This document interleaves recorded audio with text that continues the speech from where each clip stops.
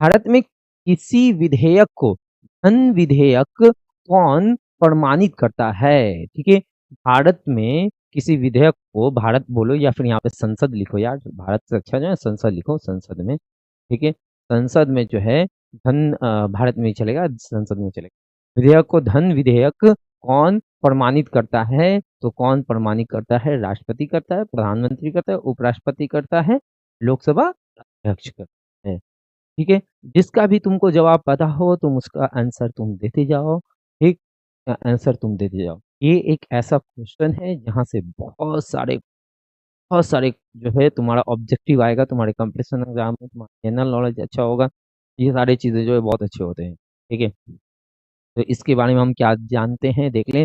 धन विधेयक money bill भारतीय संविधान के अनुच्छेद 110 110 में परिभाषित है। तो इसके बारे में कहाँ कहा गया है? 110 में कहा गया है। ठीक है, 110 में कहा गया है धन विधेयक। ठीक है, धन विधेयक केवल लोकसभा में पेश किया जा सकता है और पारित किया जा सकता है। ठीक है, धन विधेयक को जो है सबसे पहले लोकसभा में पेश किया जाएगा, उससे पहले जो है राष्ट्रपति को ही बताया जाता है। ये सारी प्रक्रिया है। ठीक है, समझो इसको अच्छे से। राज्यसभा इसको जो है अस्वीकार नहीं कर सकती। राज्यसभा कहेगा ए ले जाओ यार, हम तुमको नहीं मानते, तो कोई फर्क नहीं पड़ता, ठंगा ना फर्क पड़ता। ठीक है, राज्यसभा माने ना माने क्या होता है क्या नहीं, लोकसभा में क्या आएगा, लोकसभा में प्रधानमंत्री उसको पास करा लिया, हो गया। राज्यसभा कहेगा ना, ये वाला ना माने तो मत मानो, तुम जाओ, उससे क्या होगा। ठीक है, तो राज्यसभा इस विधेयक को अस्वीकार नहीं कर सकती है, केवल सिफारिश कर सकती है, जिन्हें लोकसभा स्वीकार या अस्वीकार कर सकती है, नहीं कर सकती है। तू कहेगा ये ऐसे कर दो वैसे कर दो, राज्यसभा कहेगा, लोकसभा कहेगा कि ना भट्ट हटाओ।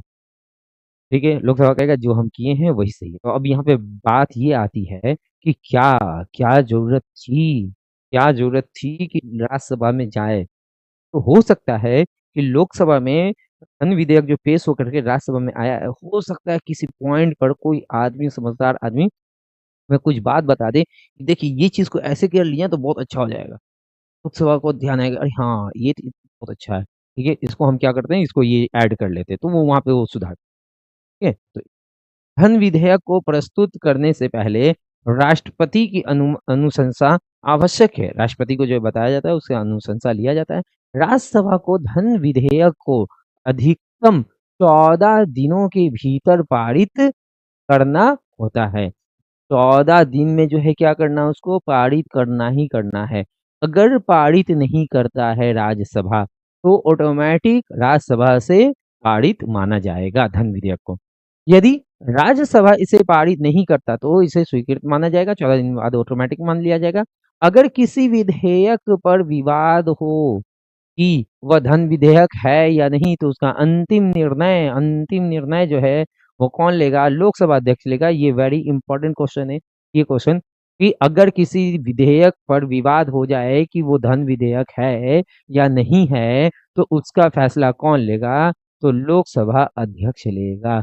इससे न्यायालय में चुनौती नहीं दी जा सकती है, इससे न्यायालय में जो है चुनौती नहीं दी जा सकती है। जैसे बहुत सारा ऐसा चीज है, तो अगर कुछ गलत हो रहा है, हम न्यायालय जाते हैं और न्यायालय में जाकर के कहते हैं कि हुजूर देखिए यहाँ पे इस खजूर में जो है ना गड़बड़ ही है। हुजूर देखेंगे कि हाँ चलो इसमें गड़बड़ है, इस कानून में, इसको रद्द करो, फाड़ो, फेंको, हटाओ। तो सुप्रीम कोर्ट के पास ये पावर है। अगर संसद कुछ गलत कर रहा है, सुप्रीम कोर्ट उस कानून को हटा देगा। ठीक है, लेकिन इसमें नहीं करेगा सुप्रीम कोर्ट हस्तक्षेप। ऐसा कोई मैटर ही नहीं है भैया, क्यों करेगा? कुछ ऐसा रहे तब तो। ठीक है, न्यायिक समीक्षा की अवधारणा भारत ने संयुक्त राज्य अमेरिका यूएसए से लिया है। याद रखोगे किससे लिया है? संयुक्त राज्य अमेरिका से लिया है। ये वेरी इंपॉर्टेंट है। न्यायिक समीक्षा कहाँ से लिया है? संयुक्त राज्य अमेरिका से लिया है। ठीक है, अनुच्छेद 32 वेरी इंपॉर्टेंट, अनुच्छेद 32 तो हम फिर से ले आए हैं। ठीक है, हम बार बार लाएंगे। ठीक, मूल अधिकारों के उल्लंघन पर सर्वोच्च न्यायालय में रीट याचिका दायर करने का अधिकार है। और यही चीज जो है 226 में, ठीक है, कहाँ पर? 32 में कहाँ पे तुम करोगे? सुप्रीम कोर्ट में करोगे। और 226 में कहाँ पे करोगे? हाई कोर्ट में करोगे। जैसे कि कहीं पर कुछ फॉर एग्जाम्पल किसी को जेल में पुलिस जो है ऐसे ही बेफिजूल में डाल दिया, और डाल करके उसका कोई माई-बाप कोई नहीं है।